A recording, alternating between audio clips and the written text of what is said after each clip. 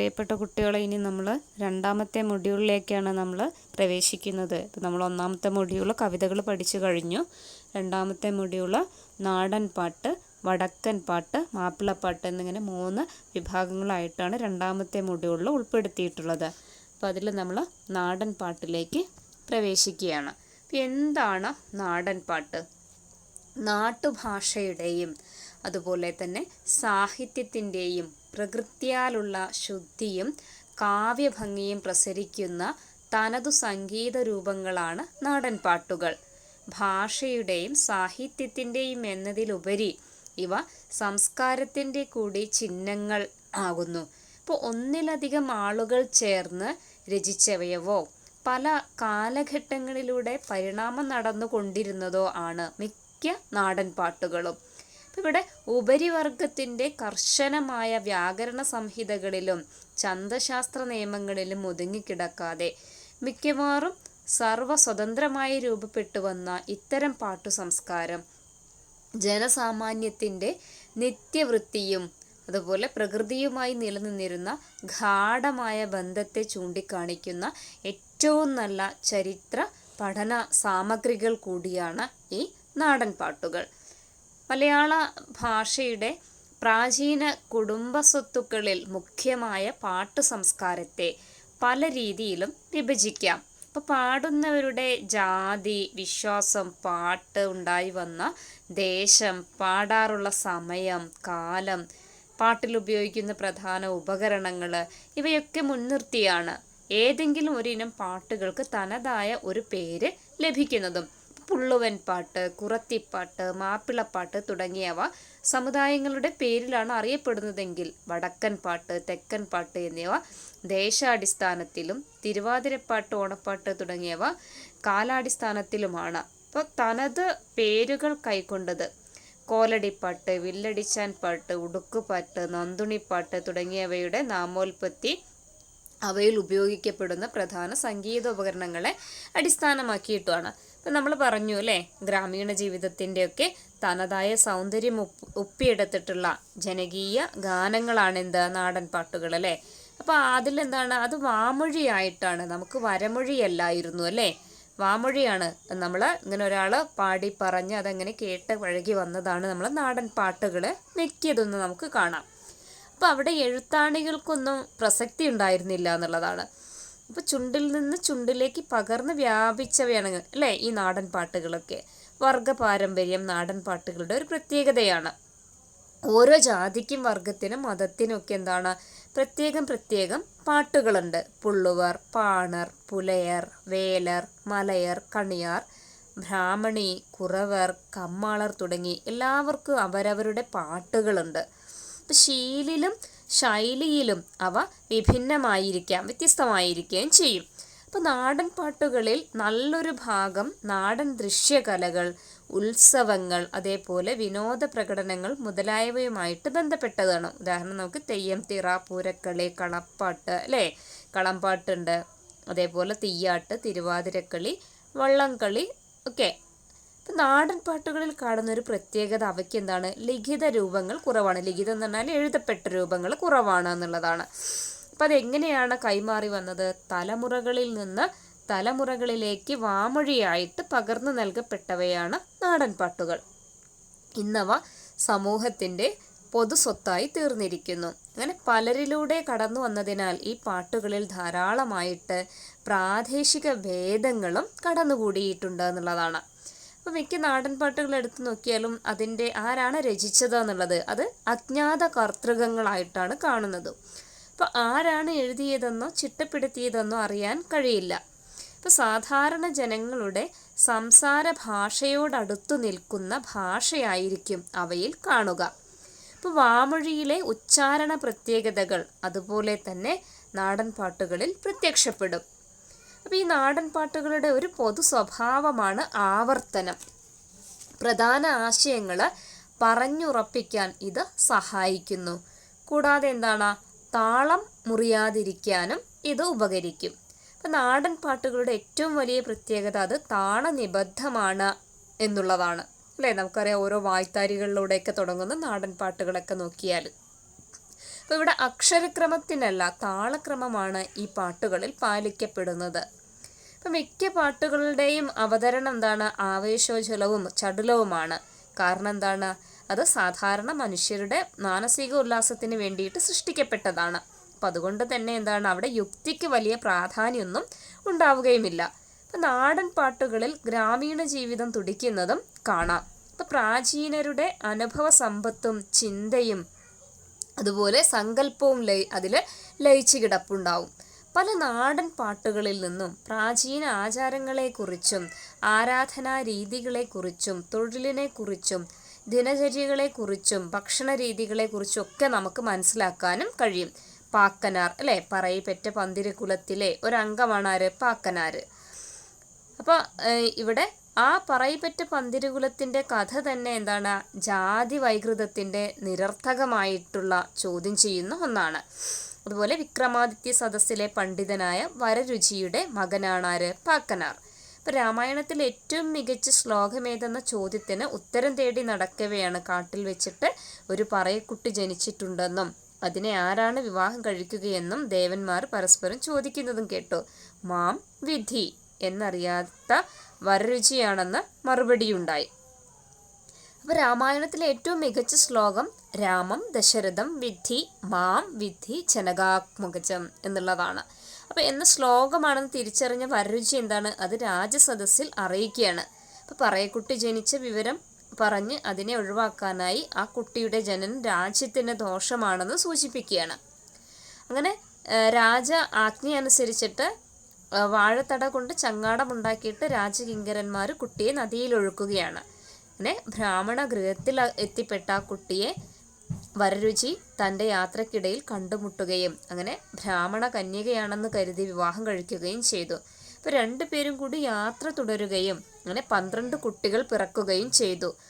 അങ്ങനെ വായുണ്ടെങ്കിൽ എടുക്കണ്ട എന്ന് വരരുചി പറഞ്ഞത് പ്രകാരം 11 പേരെയും എന്താണ്? അവരെ വഴിയിൽ ഉപേക്ഷിക്കുകയാണ്. അങ്ങനെ ആ കുട്ടികളെ ബ്രാഹ്മണൻ മുതൽ 11 ജാതിക്കാർക്ക് ലഭിക്കുകയും അങ്ങനെ അവരതിനെ അവരുടെ ജാതി പേരിൽ വളർത്തുകയും ചെയ്തു. 12ാമത്തെ കുട്ടിയെ നഷ്ടപ്പെടും എന്ന് കരുതി അമ്മ വായില്ലെന്ന് പറഞ്ഞു. ആ കുഞ്ഞാണ് വായില്ല കുന്നിലപ്പനായതും. അപ്പം ഇങ്ങനെ പറയൻ വളർത്തിയ കുഞ്ഞായിരുന്നു പാക്കനാർ. അപ്പോൾ പാക്കനാരുടെ ആസ്ഥാനം പട്ടാമ്പിയുടെ മറുകരയിലുള്ള തൃത്താലയ്ക്ക് സമീപമാണ്. അപ്പം അവിടെ ഇപ്പോഴും പാക്കനാരുടെ വംശപരമ്പരയിൽപ്പെട്ട ഈരാറ്റിങ്ങൽ പറയർ ജീവിച്ചു വരുന്നുണ്ട്. അപ്പോൾ അവർ മുറ ഉണ്ടാക്കിയിട്ടാണ് അല്ലേ, മുറ ഉണ്ടാക്കി വിറ്റാണ് ആ പാക്കനാർ ജീവിതം കഴിച്ചു കൂട്ടുന്നതും. അപ്പോൾ ഈ അത് മേലാളരുടെ വീട്ടിൽ കൊണ്ടുപോയിട്ടാണ് അത് കൊടുത്ത് അല്ലേ, അവർ വീട്ടുകാർ അതിൻ്റെ പൈസയൊക്കെ കുറച്ച് പറയും. അങ്ങനെ അതിന് മുറം മാറ്റി വെച്ച് മുറം വേണ്ടെന്ന് പറഞ്ഞ് തിരികെ കൊടുക്കും. അങ്ങനെ അവസാനത്തെ ഒരു മുറം വിറ്റാണ് പാക്കനാർ ജീവിച്ചത്.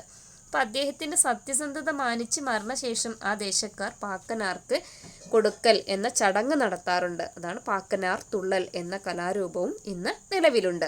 അപ്പോൾ ഭവനങ്ങൾ തോറും ചെന്ന് തുള്ളി ഈതി ബാധകൾ അകറ്റുകയാണ് ഈ ആചാരം കൊണ്ട് ചെയ്യുന്നത്. അപ്പോൾ പാക്കനാരെ കുറിച്ചുള്ള പാട്ടുകളും പാക്കനാർ പാട്ടുകൾ എന്നാണ് അറിയപ്പെടുന്നതും. അപ്പോൾ ആ ഒരു പാട്ടുണ്ടായ ഒരു വഴിയാണ് നമ്മളോട് പരിചയപ്പെടുന്നതും അല്ലേ, പെട്ടതോ. ഇതിന് പാക്കനാരെ കളിയാക്കിയ ബ്രാഹ്മണരുടെ അടുത്ത് തൻ്റെ ചുരക്ക കൊടുത്തയച്ച് കാശിക്ക് പോകാൻ എനിക്ക് ഭാഗ്യമില്ല, എൻ്റെ ചുരക്കയെങ്കിലും കാശി കാണട്ടെ എന്ന് പറഞ്ഞത്രേ പാക്കനാർ. അപ്പോൾ ഗംഗയിൽ മുക്കി തിരിച്ചു കൊണ്ടുവന്ന് ബ്രാഹ്മണർ കൊടുത്ത ചുരക്ക വാങ്ങി പൊട്ടിച്ച് ഉള്ളിലെ വെള്ളം കുടിച്ച് ഗംഗയിൽ മുക്കിയിട്ടും അടിയൻ്റെ ചുരക്കയുടെ കയ്പ് മാറിയില്ലല്ലോ തമ്പ്രാന്മാരെ എന്ന് പറയുകയാണ് പാക്കനാർ. അപ്പോൾ എന്തു തൻ്റെ തീണ്ടലാണ് എന്ന നാടൻ പാട്ട് പഠിക്കുമ്പോൾ നമ്മൾ ആദ്യം പഠിക്കേണ്ടത് പൊട്ടൻ തെയ്യത്തിൻ്റെ തോറ്റത്തിൽ ശങ്കരാചാര്യരോട് പുലയൻ്റെ വേഷത്തിൽ വന്ന ശിവൻ ചോദിക്കുന്ന ചോദ്യങ്ങളാണ്. അപ്പോൾ ഇവിടെ എന്താ പറയുക, ശങ്കരാചാര്യർ ഒരുപാട് ജ്ഞാനമൊക്കെ നേടിയിട്ട് സർവജ്ഞ പീഠം കയറാൻ പോകുന്ന ശങ്കരാചാര്യരെ പരീക്ഷിക്കാനായിട്ടാണ് ഇവിടെ പുലയവേഷത്തിൽ എത്തിയതായിരുന്നു ശിവൻ. അപ്പോൾ പുലയും പുലയക്കിടാങ്ങളുമായാണ് പെരുവഴിയിലൂടെ നടന്നു വന്നത്. അപ്പോൾ വഴിമാറാൻ ആവശ്യപ്പെട്ട ശങ്കരാചാര്യരോട് പുലയൻ എതിർവാദം നടത്തുന്നുണ്ട് അല്ലേ. മേലാള കീഴാള ബന്ധത്തിലെ വൈരുദ്ധ്യങ്ങൾ പുലയൻ ചൂണ്ടിക്കാട്ടി കീഴാളരുടെ അധ്വാന ഫലം കൊണ്ട് ജീവിക്കുകയും ജാതിയുടെ പേരിൽ അവരെ അകറ്റി നിർത്തുകയും ചെയ്യുന്നതിനെ പുലയൻ ചോദ്യം ചെയ്യുകയാണ്. അപ്പോൾ അപ്പോൾ എങ്കളെ കൊത്തിയാലും ചോരല്ലേ തമ്പ്ര, നിങ്ങളെ കൊത്തിയാലും ചോരല്ലേ തമ്പ്ര എന്ന ചോദ്യത്തിന് ശങ്കരാചാര്യർക്ക് ഉത്തരമുണ്ടായിരുന്നില്ല. അപ്പോൾ നാങ്കളെ കുപ്പയിൽ നട്ടോരു തിത്ത പൂവല്ലോ നിങ്ങളെ തേവന് മാല, നാങ്കളെ കുപ്പയിൽ നട്ടോരു വാഴ പഴമല്ലേ നിങ്ങളെ തേവന് പൂജ എന്നും പുലയൻ ചോദിക്കുകയാണ് അല്ലേ. ഞങ്ങളെ കൊത്തിയാലും നിങ്ങളെ കൊത്തിയാലും ശരീരത്തിൽ നിന്ന് വരുന്നത് ചോരയ്ക്ക് ഒരേ നിറം തന്നെയാണ്. അതേപോലെ ഞങ്ങൾ മാടത്തിൽ ആ കുപ്പയിൽ അല്ലേ, ഞങ്ങൾ അവിടെ നട്ടുണ്ടാക്കിയിട്ടുള്ള തൃത്ത അല്ലേ, തുളസി പൂവല്ലേ നിങ്ങളുടെ ദേവൻക്ക് മാലയായി ചാർത്തുന്നത്, അതുപോലെ ഞങ്ങളുണ്ടാക്കിയ വാഴപ്പഴമല്ലേ നിങ്ങളുടെ ദേവന് കാഴ്ചവെക്കുന്നത് എന്ന് പറയുകയാണ്. അപ്പം ഇവിടെ ഉന്നത കുലജാതൻ്റെയും കീഴാളൻ്റെയും ചോരയുടെ നിറവും വികാര വിചാരങ്ങളും ഒന്നു തന്നെയാണെന്ന് ചൂണ്ടിക്കാണിക്കുന്നുണ്ട് പുലയൻ. അപ്പോൾ ഉപയോഗിക്കുന്ന വസ്തുക്കളിൽ വ്യത്യാസങ്ങളുണ്ടെങ്കിലും ലക്ഷ്യം ഒന്നു തന്നെയാണ്. പിന്നെന്തിനാണ് മേൽക്കീഴ് നില എന്നാണ് ചോദ്യം. അപ്പോൾ ഒരു വർഗ സംഘർഷത്തിൻ്റെ രംഗം അവിടെ സൃഷ്ടിക്കപ്പെടുകയാണ് ചെയ്യുന്നത്. പൊട്ടൻ തെയ്യത്തെ പുലയൻ മുതൽ ബ്രാഹ്മണർ വരെ ആരാധിക്കുന്നുണ്ട്. പൊലിക സ്തുതിവാക്യത്തിന് പകരമായി പൊട്ടൻ തെയ്യത്തിൻ്റെ തോറ്റത്തിൽ പൊലിക പൊലിക ജനമേ എന്നാണ് തുടക്കവും. അപ്പോൾ ഇത് അതിൻ്റെ ജാതി മതേതര ചിന്തയുടെ സ്വഭാവത്തെ വെളിപ്പെടുത്തുന്നുണ്ട്. ഇങ്ങനെ ജാതീയതയുടെ നിരർത്ഥകതയെക്കുറിച്ചും പുലയൻ ശങ്കരാചാര്യരെയാണ് ബോധ്യപ്പെടുത്തുന്നത്. അപ്പോൾ ബ്രാഹ്മണൻ വരുമ്പോൾ പുലയൻ മാറി നിൽക്കണമെന്ന ശങ്കരാചാര്യരുടെ ആജ്ഞയിൽ നിലവിലുള്ള സാമൂഹ്യ വ്യവസ്ഥ പുലയൻ അനുസരിക്കണമെന്നാണ് അർത്ഥമാക്കുന്നത്. അപ്പോൾ ഇതിന് പുലയൻ മറുപടി പറഞ്ഞപ്പോൾ ശങ്കരാചാര്യർ നിശബ്ദനായി പോയി എന്നുള്ളതാണ്. ഞാൻ, നീ എന്നീ പദങ്ങളിലെ അർത്ഥഭേദം തന്നെ നിരർത്ഥകമാണെന്ന് സമർത്ഥിച്ച് പുലയൻ ഉയർച്ച താഴ്ചകൾ ഭാവനയിലേ ഉള്ളൂ എന്ന് പറയുന്നു. അപ്പം ഞാൻ, നീ എന്നതിൽ ഭേദമുണ്ടായിരുന്നെങ്കിൽ ഞാൻ തന്ന തേങ്ങ ഉടച്ചപ്പോൾ ഭേദം കാണേണ്ടതായിരുന്നു. ഞാൻ തന്ന തോണിയിലായിരുന്നല്ലോ ചൊവ്വറ് നദി കടന്നത്. അപ്പോൾ ഞാൻ താഴ്ന്നവനായതിനാൽ അക്കരെ എത്താൻ വിഷമമുണ്ടായില്ലല്ലോ. അപ്പം ഞങ്ങളുടെ കുപ്പയിലുണ്ടായ വാഴപ്പഴം നിങ്ങൾ ദൈവത്തിന് കാഴ്ചവെച്ചിട്ടും ദൈവം വിരോധമെന്നും പ്രകടിപ്പിച്ചില്ലല്ലോ എന്നും പുലയന് ചോദിക്കുന്നുണ്ട്. അപ്പോൾ താഴ്ന്നവൻ കൈകാര്യം ചെയ്യുന്ന വസ്തു എന്ന ഭേദം പ്രകൃതിക്കോ ദൈവത്തിനോ ഇല്ല. പിന്നെ താങ്കൾ മാത്രം എന്തിനീ അനാചാര്യങ്ങൾ കാത്തു സൂക്ഷിക്കണം, ഈ ഇത്തരം അനാചാരങ്ങൾ.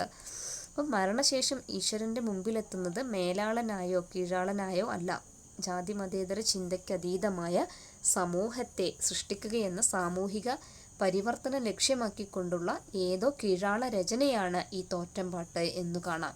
അപ്പോൾ പുലയർ, പറയർ തുടങ്ങിയ വിഭാഗങ്ങളാണ് ജാതീയതയുടെ അപമാനങ്ങൾ ഏറ്റവും അധികം സഹിക്കേണ്ടി വന്നിട്ടുള്ളത്. അപ്പം മാണിക്യം പെണ്ണ് എന്ന സമാഹാരത്തിലെ നാടൻ പാട്ടിൽ ഒരു പറയൻ്റെ ചിന്ത അവതരിപ്പിക്കുന്നത് ഇപ്രകാരമാണ്. എന്ത് ശുദ്ധി ബ്രാഹ്മണ, ഏത് ശുദ്ധി ബ്രാഹ്മണ, മാറ് മാറ് മാറുമോയൻ മണ്ണറുത്തു മാറുമോ, നീങ്ങു നീങ്ങു നീങ്ങുമോയൻ നീരറുത്തു നീങ്ങുമോ, എന്തു ശുദ്ധി ബ്രാഹ്മണ, ഏതു ശുദ്ധി ബ്രാഹ്മണ എന്ന് ആണ് ആ ഒരു രീതിയിൽ കാണുക. അപ്പോൾ ഇവിടെ എന്താണ്, കൊട്ടവും മുറവും വിൽക്കാൻ വന്ന പറയനെ ആട്ടിയകറ്റി ദൂരെ നിൽക്കാൻ കൽപ്പിച്ച ബ്രാഹ്മണനോട് പറയൻ ചോദിക്കുന്ന ചോദ്യങ്ങളാണ് ഇത്. അപ്പോൾ തമ്പുരാൻ്റെ മുഖത്ത് നോക്കി ശുദ്ധിയിലെ വൈരുദ്ധ്യത്തെ ചോദ്യം ചെയ്യുകയാണ് ഇവിടെ പറയൻ. അപ്പോൾ മാംസം ഭക്ഷിക്കുന്നു എന്ന കാരണത്താലാണ് പറയർ ജാതിയിൽ താണവരായി പോയത്. അപ്പോൾ മാംസമൊഴിച്ച് പശുവിൻ്റെ പാൽ, തൈര്, മോര്, വെണ്ണ, പശുവിൻ്റെ ചാണകം, മൂത്രം, തോൽ ഇവയൊക്കെ ബ്രാഹ്മണർക്ക് ഉപയോഗിക്കാം. മാംസം ഉപയോഗിക്കുന്ന തങ്ങൾ അയിത്തക്കാരാണെങ്കിൽ ഇവയൊക്കെ ഉപയോഗിക്കുന്ന ബ്രാഹ്മണരും അയിത്തക്കാരാവേണ്ടേ എന്നാണ് പറയര് ഉന്നയിക്കുന്ന ആ ഒരു ചോദ്യവും. ശരിക്കും നമ്മൾ എന്തിനാണ് ഈ താഴ്ന്ന ജാതിക്കാര്, മേൽ ജാതിക്കാര് തുടങ്ങിയിട്ടുള്ള ജാതീയപരമായിട്ടുള്ള വിഭജനം അല്ലെങ്കിൽ ആ വിവേചനം എന്തിനാണ് എന്നുള്ള ആ ഒരു ചോദ്യമാണ്. അതേ ചോദ്യം തന്നെയാണ് അല്ലേ നാടൻപാട്ട് മിക്കതിലും നമുക്ക് കാണുന്നുണ്ട്. അതാണ് നമുക്ക് പഠിക്കാനുള്ള ആ ഒരു പാഠഭാഗത്തിലും നമുക്ക് കാണാനും സാധിക്കുന്നത് അല്ലേ. ഇവിടെ എന്തോ തൻ്റെ തീണ്ടലാണ് തമ്പുരാൻ്റെ തീണ്ടൽ എന്ന് തുടങ്ങുന്ന ആ ഒരു നമുക്ക് പഠിക്കാനുള്ള നാടൻ പാട്ടിലും നമുക്കത് കാണാം. അപ്പോൾ ഇവിടെ എന്താണ്, ബ്രാഹ്മണർ തീണ്ടലിനെ കുറിച്ച് തൊട്ടുകൂടാ തീണ്ടിക്കൂടാ എന്നൊക്കെയുള്ള ആ ഒരു അനാചാരമല്ലേ നിലനിന്നിരുന്ന ഒരു കാലഘട്ടത്തിലാണ്. അപ്പം അതുകൊണ്ട് തന്നെ എന്താണ് തീണ്ടലിൻ്റെ അടിസ്ഥാനമെന്ന് പാക്കനാർ തിരിച്ച് ചോദിക്കുകയാണ്. നമുക്ക് പഠിക്കാനുള്ള ആ ഒരു പാഠഭാഗത്തിൽ നമുക്ക് അടുത്ത ക്ലാസ്സിൽ പഠിക്കുകയും ചെയ്യാം.